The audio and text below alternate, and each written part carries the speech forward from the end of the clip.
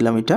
এবার সি কোণটাকেও আমরা সমান দুই ভাগে ভাগ করব। এটা একটু বাইরে নেই, আমি এই পাশ থেকে একটা বৃত্তচাপ নিলাম, ঠিক একই পরিমাণ বৃত্তচাপ নিতে হবে দুই পাশ থেকে, তাহলে কোণটা সমান দুই ভাগে ভাগ হবে। এবার ছেদবিন্দু বরাবর আমরা রেখাটাকে যোগ করে দেব। সূক্ষ্ম মাপে করতে হবে, নাহলে আমাদের মিলবে না। এটা নামকরণ করে দিতে পারি এম। এরা পরস্পর ও বিন্দুতে ছেদ করলো। এখন বিসি রেখার উপর ও থেকে আমরা একটি লম্ব অঙ্কন করব। এই পাশে একটি ছেদবিন্দু এইভাবে নিব, এই পাশেও একটি নিব। এই ছেদবিন্দু বরাবর লম্ব অঙ্কন করার জন্য আমরা ঠিক এই কাজটা করে থাকি। এই পাশ থেকেও নিব। ছেদবিন্দু বরাবর ও থেকে আমরা বিসি রেখার উপর ওডি লম্ব এঁকে দেব। খুবই সূক্ষ্ম মাপে নিতে হবে, না হলে আমাদের অন্তর্বৃত্ত হবে না। এখন এটা নামকরণ করে দিলাম ও এবং ডি।